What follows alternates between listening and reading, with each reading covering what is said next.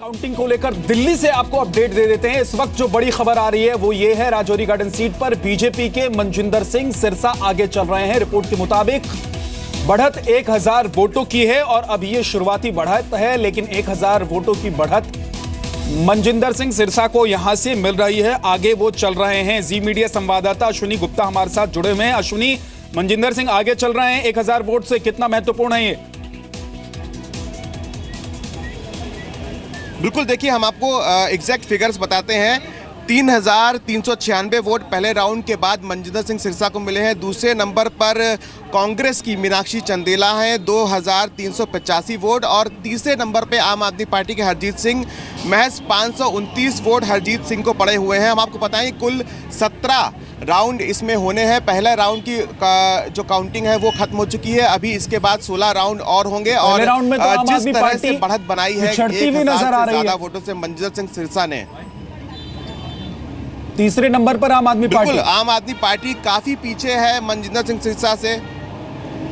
जी बिल्कुल, तीसरे नंबर पे आम आदमी पार्टी है और चूंकि वोटिंग परसेंटेज बहुत ज़्यादा नहीं है, इसलिए थोड़ा बहुत अंतर भी इस समय बहुत अहम है सभी पार्टियों के लिए, सभी उम्मीदवारों के लिए। और साफ तौर पे पहले राउंड में अच्छी खासी लीड मनजिंदर सिंह सिरसा ने ले ली है यहाँ पे।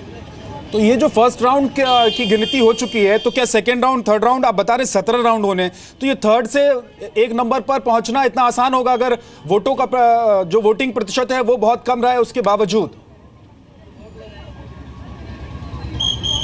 देखिए, कांग्रेस का जो दावा है वो ये है कि जो रूरल एरिया है, खासकर ख्याला और उसके आसपास का जो इलाका है, वहाँ पर कांग्रेस का ये कहना है कि उनकी मजबूत पकड़ है वहाँ पे और पिछले कई सालों से उनका ये गढ़ रहा है। और शहरी जो इलाके हैं वहाँ पर सिरसा उम्मीद है कि वो लोग बीजेपी और अकाली गठबंधन को वोट करेंगे। तो ये डिपेंड करता है कि किस जगह की जो काउंटिंग है वो खुलती है, किस जगह की ईवीएम खुलती है और वहाँ पर क्या रुझान रहता है। लेकिन 1000 से ज़्यादा वोटों से मनजिंदर सिंह सिरसा ने बढ़त बनाई हुई है। हालांकि जो कांग्रेस की उम्मीदवार मीनाक्षी चंदेला वो भी बहुत पीछे नहीं है, करीब 1000 का है। लेकिन आप देखिए कि आम आदमी पार्टी के जो उम्मीदवार है हरजीत सिंह, उनके खिलाफ लोगों का गुस्सा साफ तौर पे नजर आ रहा है। बिल्कुल, अश्विनी आप बने रहिए, आपके पास लौट कर आऊंगा। कोलकाता चलते हैं, पूजा मेहता मौजूद है। पूजा, वहां कुछ रुझान सामने आए हैं अभी तक?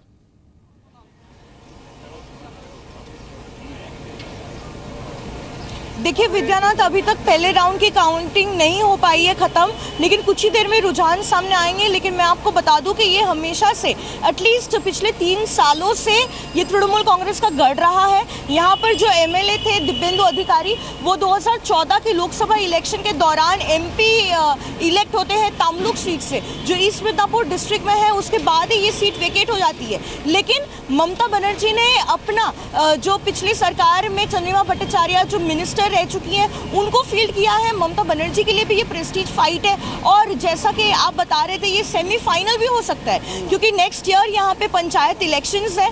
तो अगर बीजेपी के वोट में इजाफा भी होता है तो ये ममता बनर्जी सरकार के लिए और तृणमूल कांग्रेस के लिए धक्का साबित हो सकता है। लेकिन अगर टीएमसी यहाँ से हार जाती है तो ये माना जाए कि यहाँ से टीएमसी का गढ़ ढहना शुरू हो जाएगा।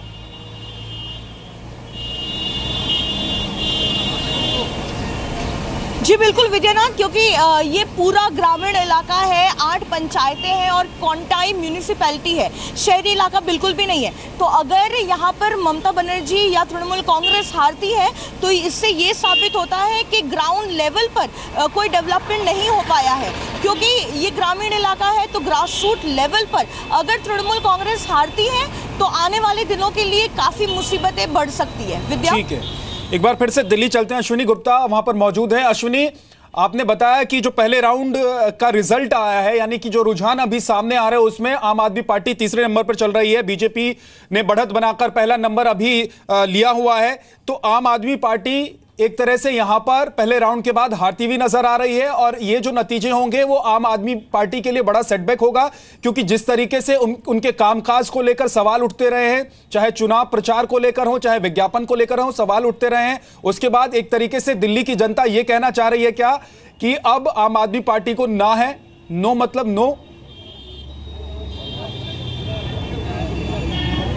बिल्कुल, देखिए जिस तरह से पहले राउंड के रुझान सामने आए हैं, पहले राउंड की वोटिंग के बाद जो वोटिंग परसेंटेज सामने आए हैं, साफ तौर पे ये कहा जा सकता है कि जो जनता है उस क्षेत्र की, उसने आम आदमी पार्टी को सीधे तौर पे नकार दिया है। क्योंकि एक जो गुस्सा है लोगों में सबसे बड़ा इस इलाके की जनता में, वो ये है कि जब हमने 5 साल के लिए एक विधायक को चुन करके भेजा तो वो क्यों बीच में ही छोड़ करके दूसरी जगह पर वो में लड़ने के लिए चला गया। इस बात को लेकर के सबसे ज़्यादा गुस्सा है। और हमने जब इलेक्शन के दौरान भी लोगों से तमाम बात की, तब भी लोग इस बात को लेकर के नाराज़ थे कि इन्होंने 5 साल के लिए चुन के भेजा था। उन्होंने हमसे वादे किए थे कि 5 साल तक यहाँ पर रहेंगे, क्षेत्र के लिए काम करेंगे, लेकिन बीच में दूसरी जगह पर चुनाव लड़ने के लिए वो चले गए। पंजाब और गोवा पहुंच गई आम आदमी पार्टी, उसके बाद लगातार जो, लेकिन दिल्ली में जिस तरीके से जनता को उम्मीद थी कि आम आदमी पार्टी की सरकार बनेगी और वो काम करके दिखाएगी, खुद अरविंद केजरीवाल ने जो वादे किए थे वो वादे पूरे नहीं हुए, और वही एक नाराजगी है जो इस चुनाव के नतीजे पर असर डाल रही है, ऐसा